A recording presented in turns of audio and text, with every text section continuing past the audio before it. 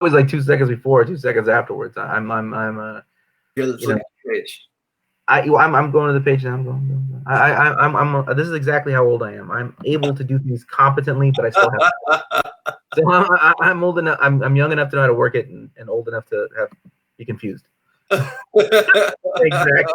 I'm what they call. I'm one of those weird new categories. I'm an exillennial. There you go. Yeah. So that's why I kind of get it, and I kind of don't. So okay, we're joined this hour by Tom Earl, who I'm we're really excited, and this is pretty cool thing for those watching now, and definitely share it later to make sure that other people can benefit from the conversation we're gonna have, because Tom is the Zoom before it was cool guy. I mean, you were Zooming before the rest of us, so you have some insight to it. Can you tell us a little bit about your about the work you've been doing since like 2015 with all these different video applications? Yeah, definitely. So background pre 2015 was I was in the nonprofit world doing leadership development, anti-bias trainings, but then on the side I was also a musician and a poet. And so two things happened at once. For the leadership training and the poetry, people wanted access to it more than just having to be in the local space I was doing it. And then also for the leadership training, it being more than just, your workplace or your school or somebody sponsors our team coming in. So at the same time for both, I realized both needed to go online. So for the leadership part, I started an online school. And then for the poetry part, what I started doing was hosting live open mics on Zoom.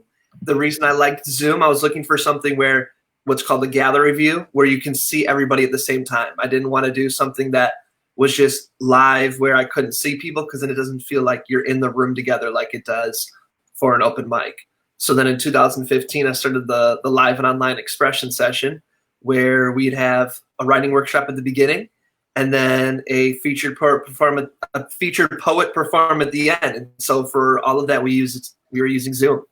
And I've learned, and I use Zoom for my podcast interviews as well. So I've learned many tips and tricks, and I've had many interviews, or many times where a poet, someone I was doing, would be in a completely dark room. You could just see a little bit of their face. They say, "How do I look?" Or someone would be at a loud coffee shop. You couldn't hear a word they were saying. So I figured out lots of ways to, pre-frame it before people even get on the call, to let them know best practices for being a guest. Yeah. No, that's really exciting. So I really want to get into the tips and the tricks and all of that, but there's a little bit this series has been kind of a little bit of a human interest story, a human interest kind of thing as well. So, can you tell us a little bit about your background in poetry and non-bias training? Yeah. So how I got there? Yeah, I mean, how'd you become a poet? Well, so I say a lot of it starts with punk rock.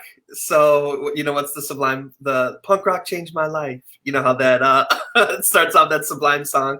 So that was me. So I got to college and wanted to study music and art. So I started off on that pathway.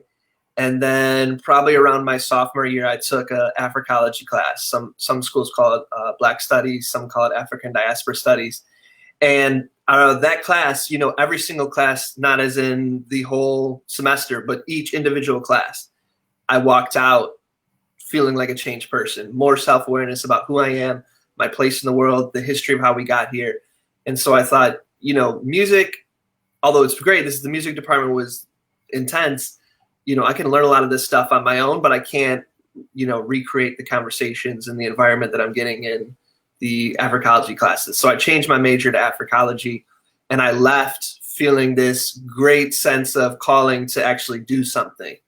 So I joined AmeriCorps, which is the domestic version of the Peace Corps, moved to Florida, and there I worked at an organization called Community Tampa Bay, where their mission was to cultivate leadership skills in high school students to end all forms of discrimination. So while I was there, that's where I got tools on being a facilitator, to use dialogue and experiential learning to actually have students, instead of just lecturing to them and telling them racism is bad, homophobia is bad, how do you walk them through a process where they come to that realization on their own? At the same time, now that I was out of school, I no longer had access to, a community of people who were trying to do, trying to make the world a better place. And so I've heard of Saul Williams. I'd seen him, he performed at my school once. So I thought, well, let me try out this spoken word thing. I like performing. I'm a musician. So I went to spoken word open mic at my college, performed, loved it, got addicted. And then when I moved to Florida, I heard about this thing called slam poetry. I didn't know any of the rules. I had like a 6-minute poem. Found out that you can't do that slam poetry. So I literally rewrote the poem in my car like a couple minutes before going on stage, and made it to the second round. So I thought, well, let me, I guess you're supposed to memorize your poems. I guess they're supposed to be 3 minutes. Let me try again. Went back the next time, and I won that slam. So I got addicted to that slam bug. Since, moved to California, started doing poetry here as well.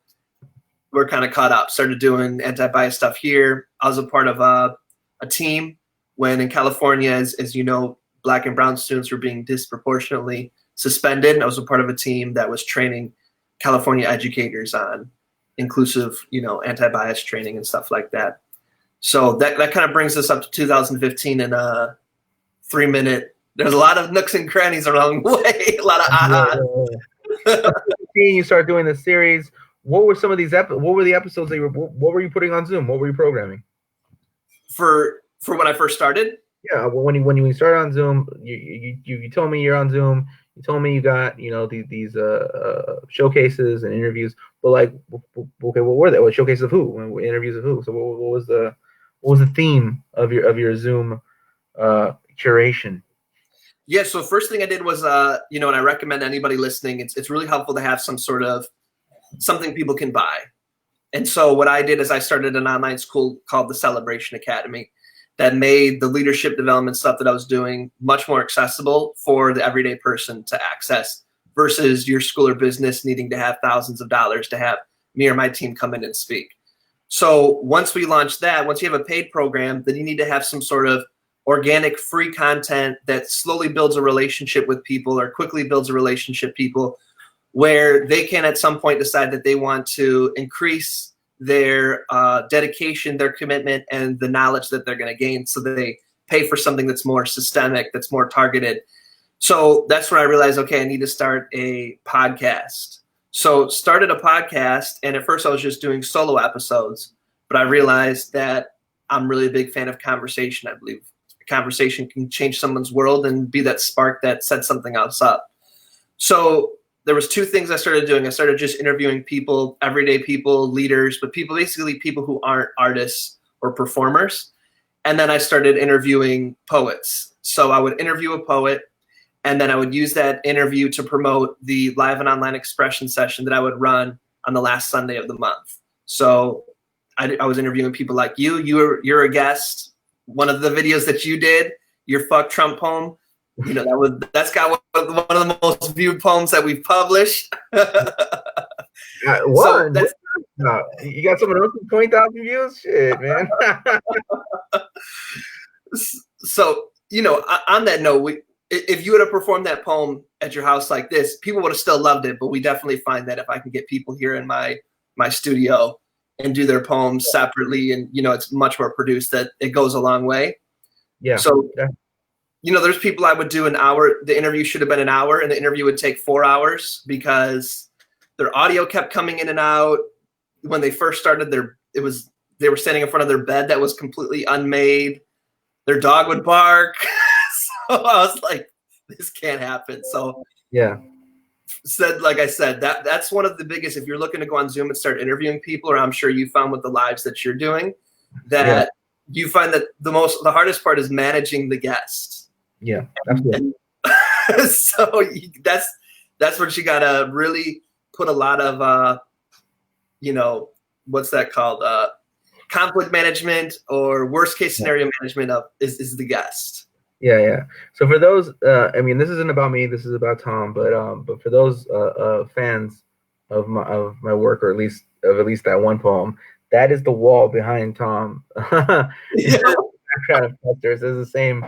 That is the same thing. That video comes from an interview with Tom.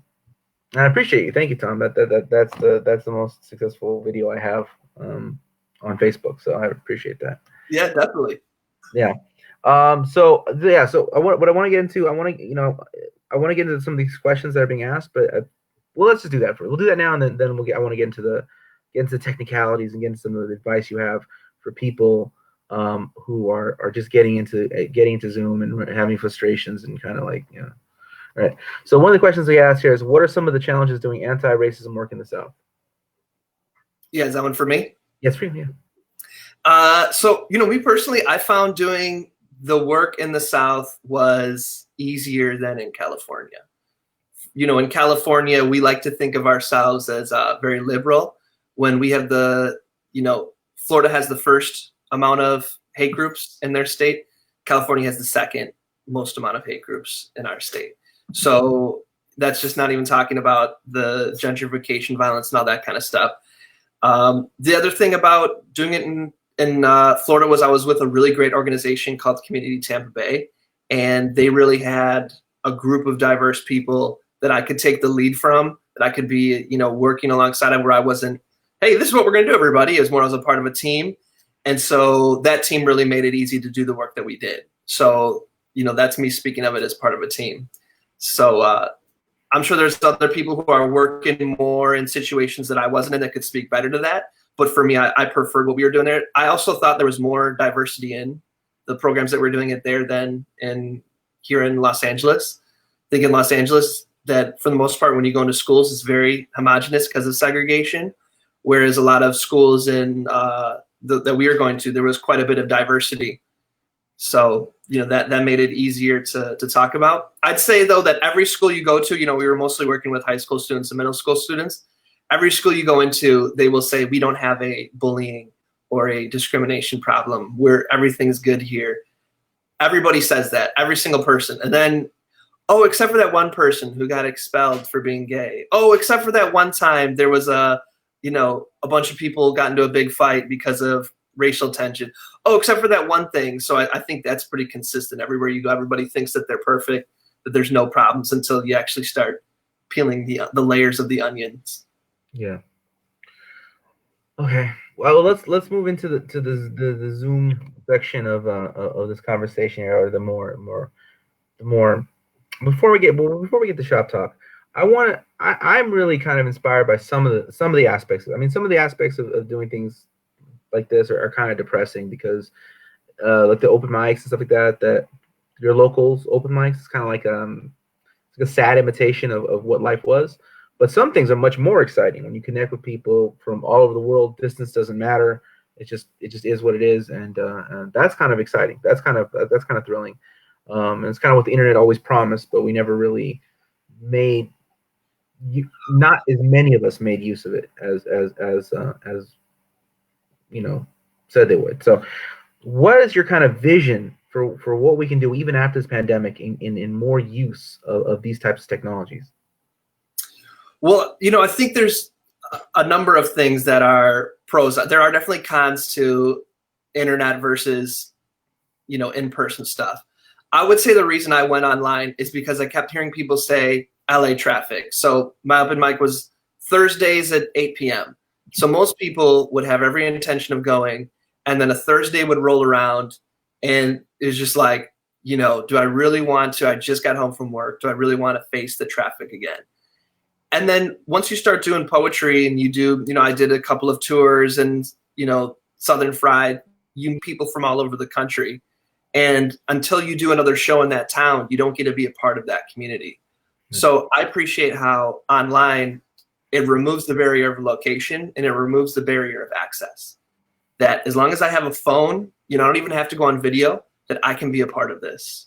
Mm-hmm. I also noticed that you get a different intimacy and experience from the participants and from the feature than you would get if they did it live. Especially because the feature quickly realizes the same, when I perform at this exact moment, the crowd's going to do this. And when I perform and I do this with my hand, the crowd's going to do that. The feature's put in this new place where, first of all, there's no mic. I think a lot of what we practice as poets is our relationship with the mic stand and the mic and how we, our body on the stage. But now I'm sitting down, I'm in my home, there's no mic, there's no audience snapping instantly when I talk. And so you usually find that the performer needs to do something just a little bit different. And it's usually a little more intimate. And not saying that our performances aren't authentic and genuine, but it's a different kind of authenticity and genuineness. Yeah, not me. I do the Blair City project. I start. I'm my own indie filmmaker. I start like audience button. People are clapping with you. Yeah, it's a brave new medium. I'm like, okay, well, I gotta figure this out now. I gotta stay ahead of the pack here. I suppose to answer your question, my mission is for as many people as possible to be able to make a sustainable living and an impact. So an impact and an income doing what they love. That's my mission. The agency I run, that's our mission. Impact and income doing what you love. There's a lot of people I see who are doing phenomenal work on the impact side, but their work isn't bringing any resources into them. And so you see people who are poor imitations of leadership making tons of money. Then you see people who are absolutely the real deal, but don't really have the whole business thing that other people are plugged into, just struggling. And because they're struggling, they also, it holds back how many people they could be reaching.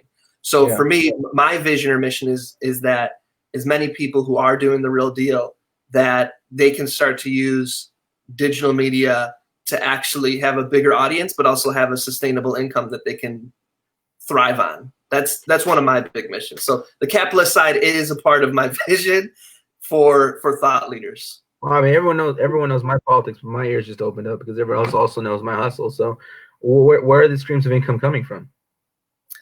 Well, so I think the best way really is to have some sort of product. And so, there's obviously a lot of people already doing like the Patreon where donate, support me this way. I think that's your lowest cost of entry. So if you're somebody who's consistently putting out content that people find valuable and is helpful, minimally you should have like a Patreon or some sort of way that people can start to donate. Yeah. But really, people should start to have either pre-recorded or live things where you have to pay to have access to. So, for example, one thing that you're doing a summit right now, you're interviewing, I think you said like one person a day. Is that what you're doing? Did I lose you? Oh, I'm doing like 9-10 people a day.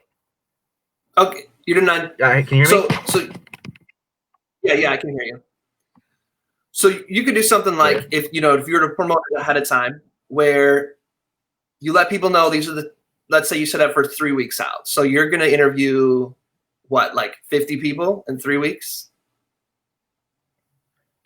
No, I would interview something like in 3 weeks, like 180 if I could get them. So if you were to promote to people, here's the 180 people I'm going to interview. You'd have their faces on the flyer, their names. After each interview, you get access to it for 48 hours. But to have access to the full recordings of the interviews, plus I'm going to create some notes around each person, some action items, stuff like this. To have access to that, you have to pay X amount of dollars. That would be an example of a model you're seeing a lot of people do really well. People sign up for that. Then the process continues. Now you have a list of people who are actually people who are going to buy from you.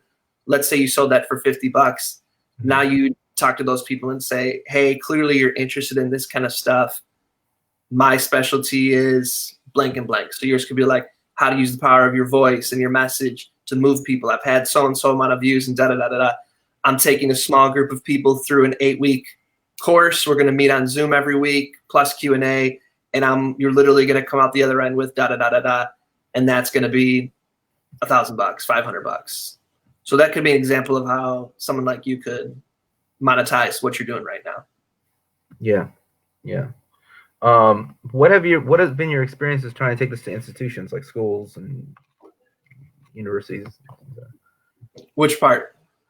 I mean, have you done presentations with like larger organizations, or is it just like person to person? Is this like just client based? Presentations on social media and Facebook ads and stuff? No. Just the work you've done over the way you've used Zoom. Has it been just client based, or has it also been has your client been not just individuals but like organizations? Yeah, so once after, way at the beginning of Trump's madness, when he did the first Muslim ban, a couple universities reached out to us and wanted us to host online forums where their students could come on an online Zoom, and we'd facilitate a conversation where people could ask questions and get feedback. And then we also did an Islamophobia training for those universities as well. So I got a couple facilitators that were really pros in that area, and I just kind of hosted the Zoom part, got everybody on, organized it, and then handed it off to the experts. So those are two examples of connecting with institutions. Yeah. I'll probably talk to you about this later because that's more my game is the institution. Yeah, definitely. Those are my questions, but I also don't want like all my. I don't want your answers. I don't want my competition to see your answers. So that's that. And if they want them, they're gonna have to pay for a Patreon. There you go. Hey, you could do certain parts of your interview. You gotta pay to get access to. That's another way to monetize it. Yeah. That's funny. That's I don't know. The wheels in my head are turning now. But anyway, so so what are some of the frequently asked questions and challenges you find that people have that are just now getting onto Zoom who don't have all these years of expertise and working with it? Well, so I'd say, basically the bread and butter of a Zoom call is your audio and is your video. So let's start with video. A good video goes a really long way. So one thing you want the light to always be in front of you. You don't want any light behind you or to the side of you. So like right now with you, you'd want to be facing that window rather than having it to the side of you on your end, Matt. So see, game changer. Yeah, I suffer from some male pattern vanity, but that's not. I hear that. You want the light behind you, not in front of you. Okay. Yep. What's up, Zach? Appreciate the shout out. Love you too. So you want the light. The thing though that a lot of people are going to find is that you can't always rely upon the sun. So it's helpful to get some sort of ring light. So there's ones you can just clip onto your your screen that are $10-15. Clip one of those on. Then you would probably want to have all the lights out. You'd want to draw the curtains. You'd want to have no light around you. And then once you turn it on, you can control the light. So then this is just for folks who want to go the extra step. For all of us, we have, oily faces. So then you're going to want to put some baby powder on your face. And I can promise you whatever, skin tone you have, the baby powder isn't going to lighten your skin. So you don't have to worry about that. It's going to get rid of the oils. So you put that on, or if you have a powder-based makeup, put that on a little bit so that your face isn't quite so oily looking with the Zoom light. Obviously, that's only if you want to go that extra step. So that's video. Then behind you, you also want it to look fairly nice. So the best thing you can do is get against a wall. So if possible, if you have the light, you're facing the light, and then you get against some sort of wall where you can kind of control what's behind you. Yeah. If you have maybe one sort of painting or something that doesn't reflect. So if you have a glass on a frame, you don't want to do that because then the light's going to reflect off the glass. But if you can be against a wall, and if it's a white wall, have some sort of like one painting or something that just doesn't make you against a white wall.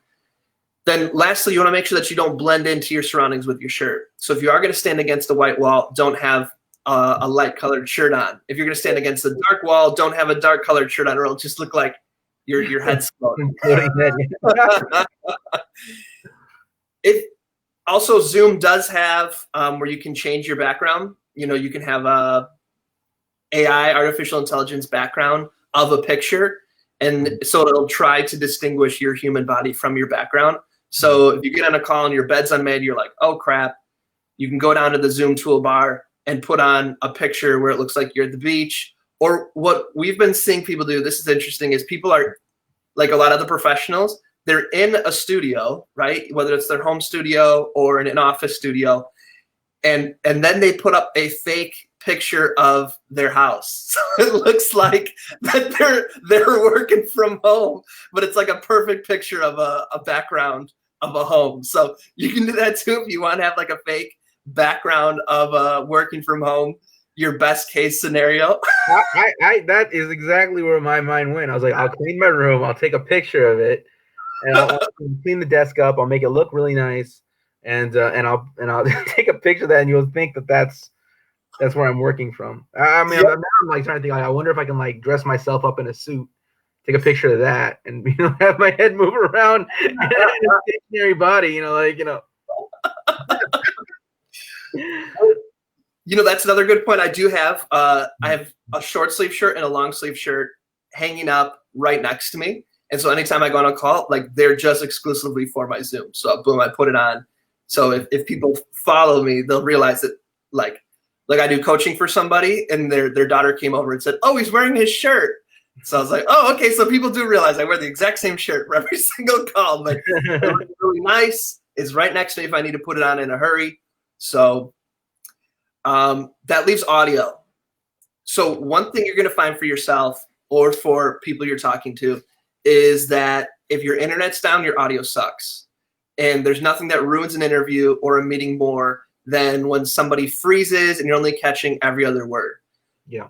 So the biggest game changer I found for Zoom meetings is if you're looking at your Zoom toolbar, first of all, you need to be using the desktop app or the app, not using the Chrome, streaming it from the Chrome. Okay. So download the Zoom actual app. Don't be using it on your phone. Download the desktop. Okay. So it's downloaded. In the bottom left, you're going to see something that says mute. There's an up arrow. You click that up arrow, and then there will be something that says connect through phone. Boom. You click the connect through phone. It's going to give you a number. You call that number. It's going to give you the meeting ID. You call that. Most importantly, though, you then need to enter the participant ID. Once you enter the participant ID, it'll, instead of duplicating you as you're here by video and you're here by phone, it'll have you there by video, but the audio will be your phone. And so your phone's not going to go out of, you're not going to lose connection with your phone. Those days are kind of done. Can you hear me now? Like as long as you're sitting still, your phone will be perfectly crisp. So that way, even if your video freezes, your audio will continue to come through perfectly clean. So I think that's going to be a game changer for a lot of people. And then make sure you have some sort of, headphones that connect to your phone that you can talk on. Mm-hmm. Are there particular hours that it's better to set up a Zoom? I mean, I know that right now that like kind of everyone's gone on the internet, so it's kind of it's definitely overwhelming Instagram. It's overwhelming Facebook at times. Have you noticed that Zoom has been affected by these freezing moments? It's kind of just the servers getting overwhelmed. Yeah, Zoom is crazy taking off. So we used to, for our participant ID, you'd use a 2-digit number. Mm-hmm. Right now we're using a 6 or 7-digit number. So that should tell you how many people, it'd be like your license plate used to just be 2 letters. And now because there's so many people in cars, it's a 7-plate thing, Yeah. I think that, and every time of the day is going to have both its challenges, because I have a newborn, I'm up at 3 a.m. and I work with people overseas. So I'm on Zoom at 3 p.m. and 3 a.m. And 3 p.m. overseas is their 9 a.m. So there's really no time of day where it's perfect. Yeah. So you just kind of got to go with it. I would say it's been good. It's really people's internet. When your internet's slowing down, it's going to mess up Zoom. Then Zoom itself being messed up. Yeah. Well, I wasn't saying that Zoom itself is messed up. I'm saying I've noticed that it's, like these are giant corporations and they hire people who are very skilled and talented, but at the same time, it's just like, they weren't built for, what I'm saying? Like they weren't built for, it's a pandemic and everyone's online, they weren't necessarily built for those capacities to be like, someone lived in a big house, but all of a sudden 10,000 people showed up to walk into your house, even if you have a mansion. That's I thought it was a big house and then 10,000 people showed up, right? So like, kind of like that. So, well, yeah, that's what happens to a lot of people on Shark Tank. I don't know if anybody watches Beyond the Tank, but you think, oh, if only I got like a ton of new customers, that's what my business needs. But going from 100,000 people to 1 million people, any glitches you have will be instantly magnified by 1 million people, all contacting customer support, pissed off, all going on the forums pissed off. And so before you get 100,000 happy people, with a couple people upset that you could quickly deal with.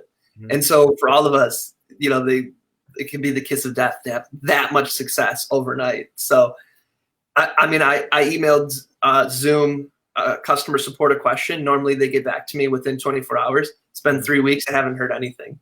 So I want to ask you this now. Now, this is more of a broad question and not so much tech-based, but like just generally speaking as an entrepreneur. Like, you know, you speak to like, you don't want successes that you're not ready for, right? So can you speak a little bit to like, you know, like how you want to kind of, you want your success to be kind of scaffolded, you know, like, like you have to be, you want to grow at a rate where your next stage of growth can support, can be supported by your last stage of growth, right? I mean, so can you speak a little bit to that? Yeah, so I'd say, you know, if you're just starting out, that it's great. So basically, let me tell from the context of what I do. So I run a Facebook ads agency. We've helped our clients in the past year generate over $3 million using Facebook ads. So a lot of people come to us. There's a decent amount who are at stage making less than $1,000 a month, and they want to start making that $50K a month. And so they want us to start running Facebook ads for them to get them to that point. So the thing we share is that something like Facebook ads or something like going viral, you know, that instant attention is only going to amplify what's already there. So if your product has some glitches or some inconsistencies, or it's something that people just don't want, it's only going to let you know that louder, more clearly, and with more people telling you that. So the first step you should do is, can you on your own, by, you know, direct messaging people, putting out content, all these, you know, organic type ways, can you get people to purchase what you have? If the answer is yes, then once you're getting people to come through that process, you should be trying to talk to as many customers who have bought from you as possible to find out, did they actually like it? Was there any glitches? Was there anything they could do better? And if you have it, can you get them to buy again? Because if they don't buy again, then even if they're telling you on the phone that it was great, they loved it, then they're already letting you know that actually they didn't love it. So once you've kind of ironed out those two things, that actually this is something that I can get people to buy with just my personality, with me just using my time, talking to people, having conversations, and people love it, they're leaving reviews, they're sending me video testimonials, and they're purchasing again. Now you can start to run ads. So you start to run ads, or you start to build up in whatever way you're doing it. Brick and mortar, maybe you're not running ads. Now you go from $1,000 a month to now you're at 10K a month. That's awesome. You're there. Now when you're at 10K, you want to look and see, you've gone from probably serving about, you know, let's say 5 to 10 people a month to 100 to 500 people a month, depending on your product. Now that you don't have that same intimacy that you had when it was just 5 people, do you yourself, as the person putting out the product, still enjoy it with not having as much of that intimacy hands-on? Do you still like where you're at? What about the customers? Are there questions that are coming up that aren't getting answered as quickly? They don't get as much one-on-one time with you. Are they still finding it just as valuable? So you're still asking the same questions. Are they buying again? I would say once you get up to that 50K a month mark, that's when, once you go past that mark, you are now becoming a business and an HR. So you have to hire people to get past 50K. And so once you're past that, you as the founder are going to go from doing a lot of the work that you really enjoy doing to managing employees. And they stereotype the HR department as like not a happy place to be for a reason. Managing humans it can have its challenges. So we usually with our clients, once they get to that 50K a month mark, really have them sit down and consider, do you want to stay kind of a mom and pop shop making 50K? That's a great living. That's $500,000. You're in the 1%. Anything above $400,000 a year is 1%. Are you ready to go to the next stage? So, you know, I guess I'm giving a long answer to that.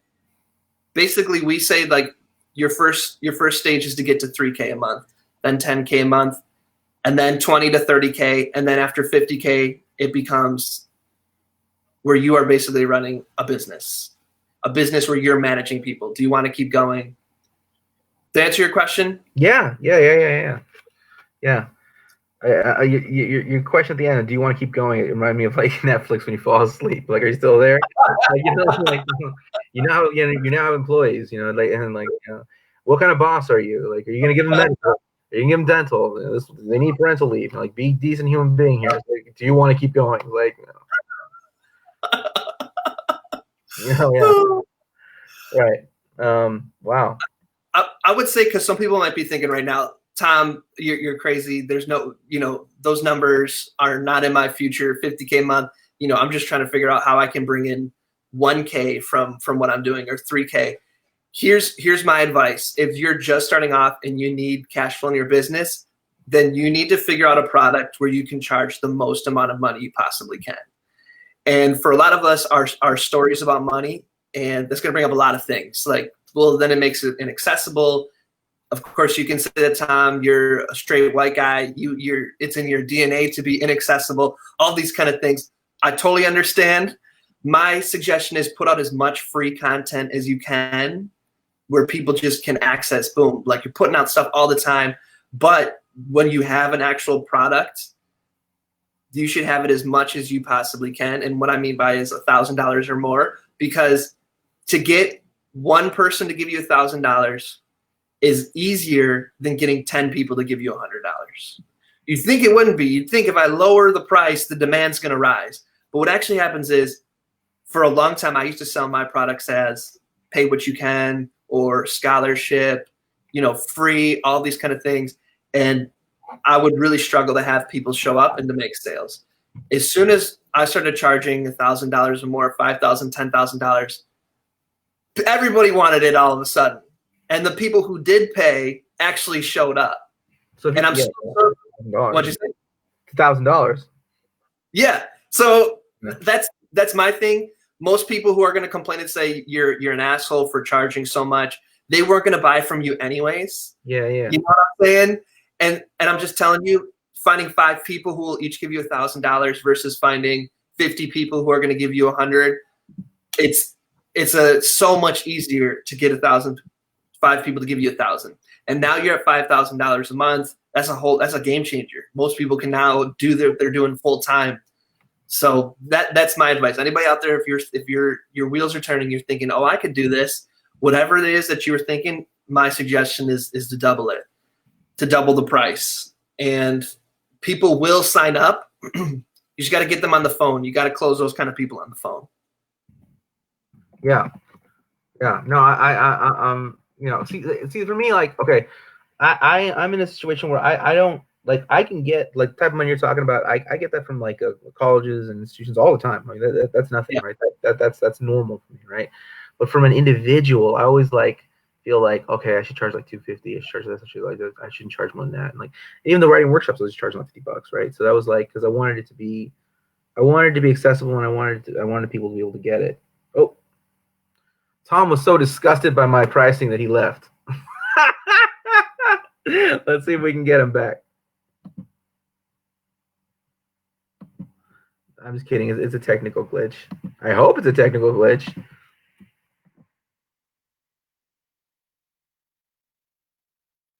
He says he's here. I don't see him. Maybe I'm not here. Oh, man. Oh, here you are. Am I gone or were you gone? Am I still gone?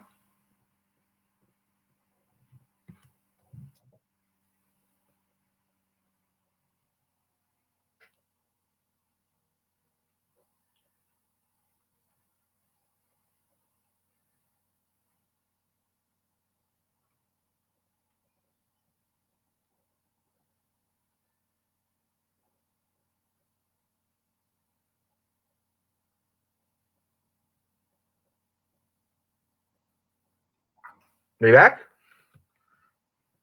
Hello? I can hear you now. Okay.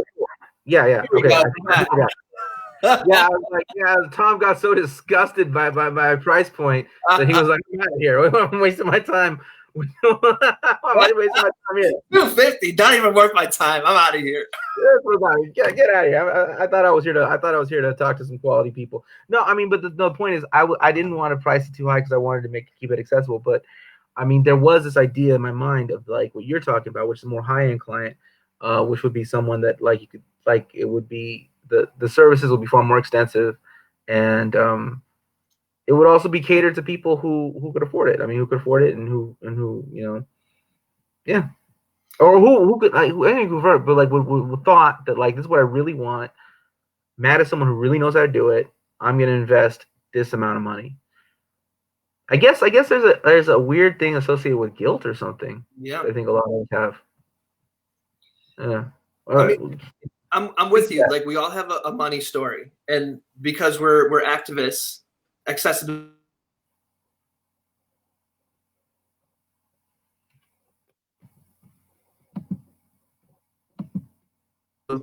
Differentiate or to say like you get to keep going or you don't. So then if we start charging dollar amounts that we know are a part of that barrier, it's like, man, I'm a sellout. I'm a part of the problem.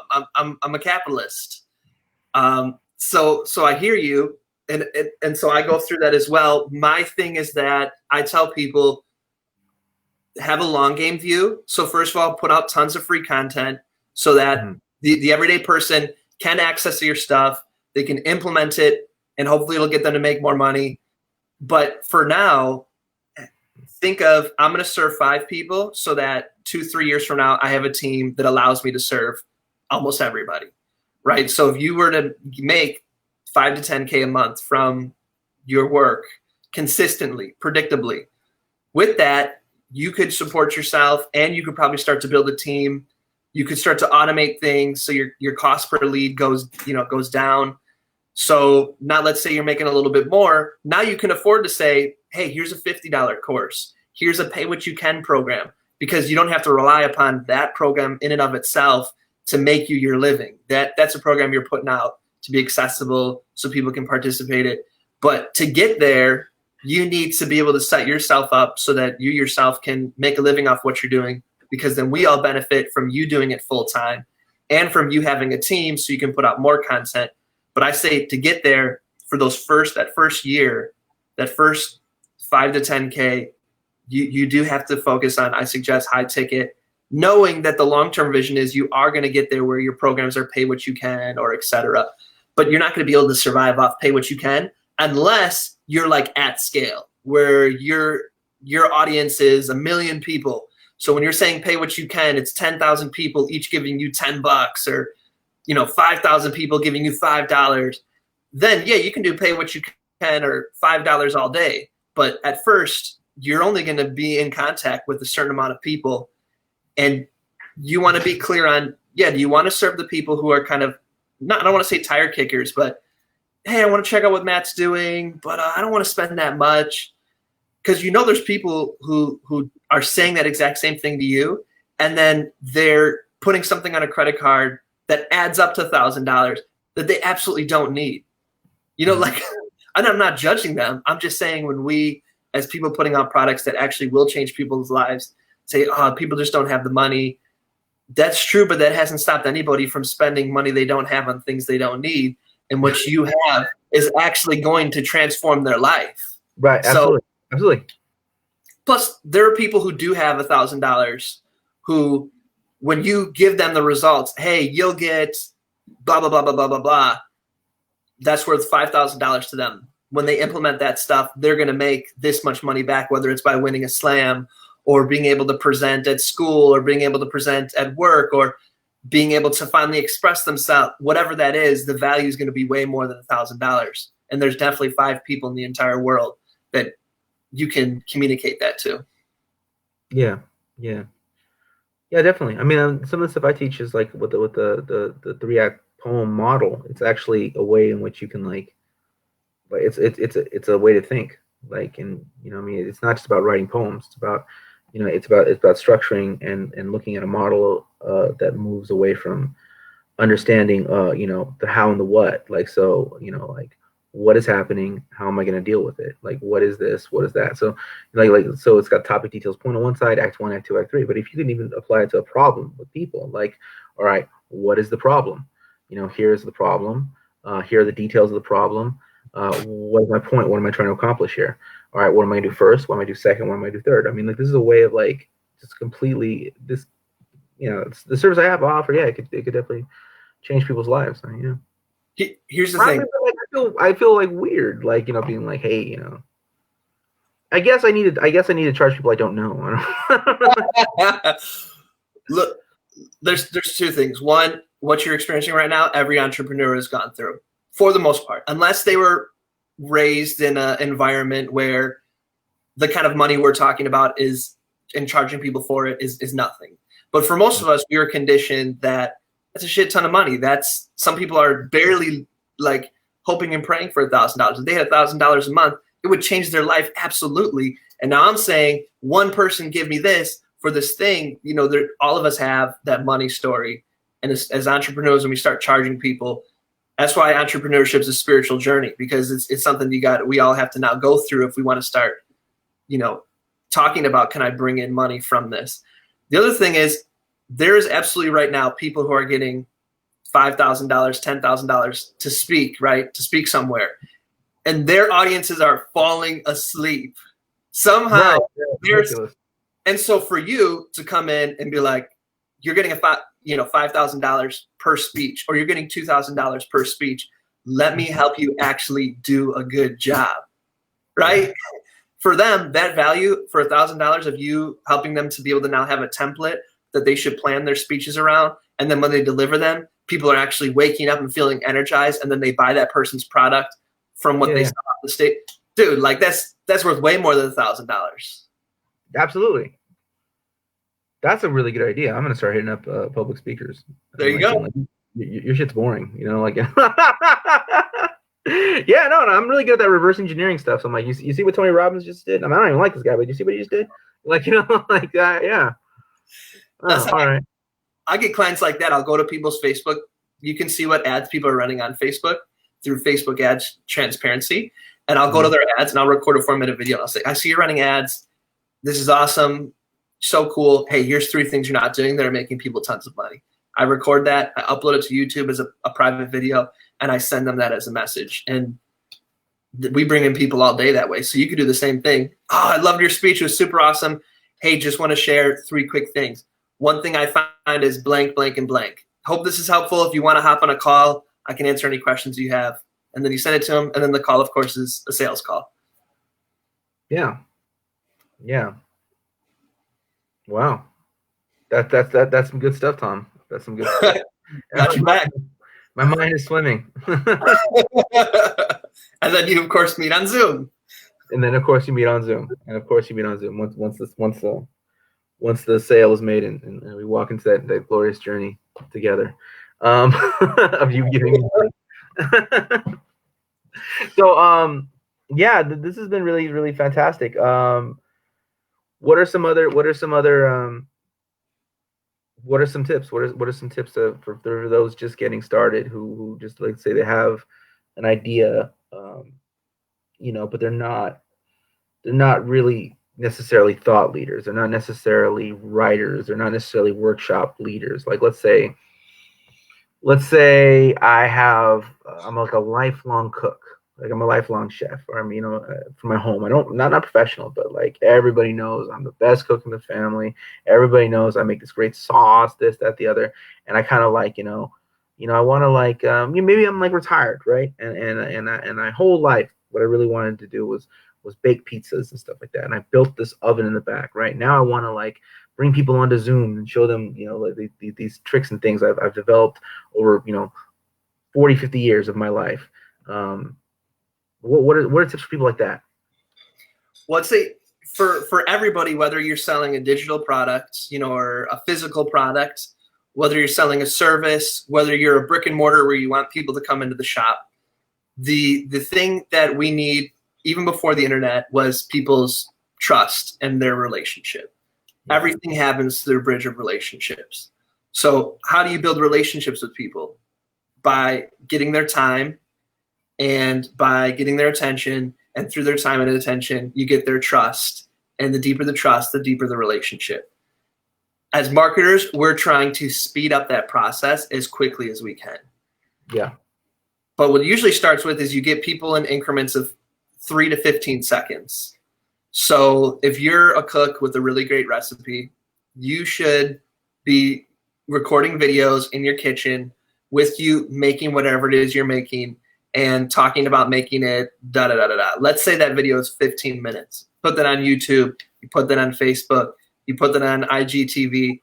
But then you should figure out what are 1-minute clips from that section that you can edit into 1-minute sections and post those 1-minute sections on Facebook or on Instagram.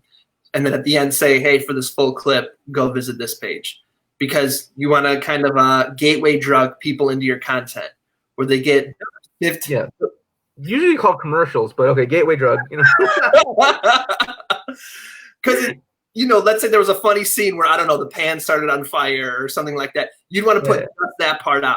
People see that like, what the hell? Oh my God, I got to go see what this whole thing is. And then that's basically what you do. And I think interviewing people is one of the best ways because it's like when artists feature on other artists' songs, you get to siphon a bit of their following. So Matt has me on. Hopefully some of my people, Matt siphoning is like, now Tom Earl people are like, who's this Matt guy? And they become Matt fans. Obviously, I did it for the exact same reason. So if you are a chef, I would go on Instagram and I would see who are people on Instagram that are chefs or you think would like what you're doing that have around 10,000 followers. And I would direct message them and say, hey, could I interview you on Zoom and talk about chefing? And when you put that out and they put that out, you get to siphon some of their people. Yeah. And fans of Matt will recognize that wall in the background. Exactly. Yeah. Well, Tom, I really appreciate the time you spent here. What are the direct links and how can people get a hold of you to get involved in what you're doing and see some of your services and connect deeper with you? Yeah, you can head to tomearl.com, TOMEARL.com. Can explore around there. I'd say the best way is to add me on Instagram at Tom Earl Artist, or you can add me on Facebook. If you DM me and say you found me via Matt, I can send you some free trainings if you want to learn. For instance, I have a great training on Facebook ads on a budget. So if your budget for Facebook ads is under $300, I can send you a free training on how you can actually make sure each one of those dollars gives you some return on investment rather than just helping Mark Zuckerberg colonize another island. So, I put the link below for your website, and if there's anything else you can think of, just revisit this little conversation, and we can do that. And afterwards, we'll probably just share this into groups that would, and I could do it too, but we share this into groups that would be amenable to this information because that's how the views grow. But I'm just telling you now, like on these videos, the way to grow them is to actually share them into groups and so like even if like at the time we get off, it'll say like 40 people saw this. If you put it into groups, it'll go up to like 200-300. Yeah, I think, if you don't mind me just sharing, building on that, Matt's absolutely right that if you build it, they will come model of social media is not real. So if you think I'm gonna put out good content, put on Instagram, YouTube, Facebook, oh my God, nobody's watching it. That's because nobody's watching anybody's videos. Really, only a few people are. That you have to actually go out and interact with people to then get them to see your stuff. So if it's on Instagram, whatever hashtags you're posting on, you need to go into those hashtags and comment on 15, 20 people's pages a day, DM 15 to 20 people a day. You have to actually go out. Like if you're at a networking event and you think, I'm just going to stand here and people are going to want to talk to me. That's the equivalent of putting content out on Instagram. You have to actually show up and put the content out, but you have to be that person in the room that's shaking people. How's it going? I'm Tom Earl. How's it going? I'm Tom. And you feel like an idiot, but it actually works. People walk away remembering, I didn't meet anybody but that random guy named Tom Earl. So that's what you got to do. Or you got to find the next TikTok, right? So TikTok's too late. People already know TikTok, but you got to figure out what's going to be the next social media that nobody's really using right now, but I anticipate that they will use 3 years from now. And if you start putting out content on there, since you're one of few people, you will become known in that niche. But that takes a lot of work. You got to have a long game vision on that. So if you're trying to make money in the short term, put the content out, but then you actually have to go and talk to people in Facebook groups on their page. You got to bring them to you rather than hoping they'll just come to you organically. Yeah. And for anyone that has just kind of joined the second half, this is Tom Earl. Tom has been doing Zoom since 2015. So like he's way ahead of the game. I know a lot of us are getting on. I know I myself was like, what when I lost like $8,000 in 24 hours. Oh, damn. College contracts, from the loss of college contracts. And so I was like, but my mind was me like, okay, what do I need to do? I need to get online somehow. I need to stay ahead of the curve, you know? And so it's kind of like what you're describing now. I knew I had to stay ahead of the curve. I knew I had to do something. I knew that if I could stay ahead of the curve, I would stay ahead of the curve. I would have, I would come out on the other side of it with income and with an interesting product and just an interesting story to tell if I did that. But if I didn't, I would just be one of many. So that's what kind of, you know, promoted this whole idea of doing a series of these things. So those colleges won't let you do an online version of what you were going to do in person? So many of them were just like, how do we do Zoom? You know, so they all just like, I'm talking about, I mean, they might now if I hit them, if I follow up now, but they would dramatically reduce the price. A lot of them are talking about rescheduling. But like that kind of, I've been able to get some schools to bring me back in through Zoom. And again, like those fees you're talking about, for me, that I can get those from colleges, and that's not an issue. I don't have any guilt about it. I don't have any morals about it. Yeah. It's an accounting error for giant institutions. For me, that's nothing. So I don't have that money story, those funny money feelings. But yeah, it's a good point. I should probably hit them up again. But doing this, don't go, because I'm going to tell you something that's not for public consumption afterwards. So anyways, it's not about me. This is about Tom. Tom, one last time, shout out your websites and all the things you think people should know. Yeah, tomearl.com, TOMEARL.com. You should follow me on Instagram at Tom Earl Artist, or on Facebook, Tom Earl. You can add me. Send me a DM once you do, though, so I know that you came through Matt, and I'll send you some free trainings, you know, around Facebook ads, or if you want to get started on videos, I have tons and tons of free trainings. So hit me up, and I'll send you those, you know, no charge. So that's what should happen. All right. See you soon, Tom. Thanks, man.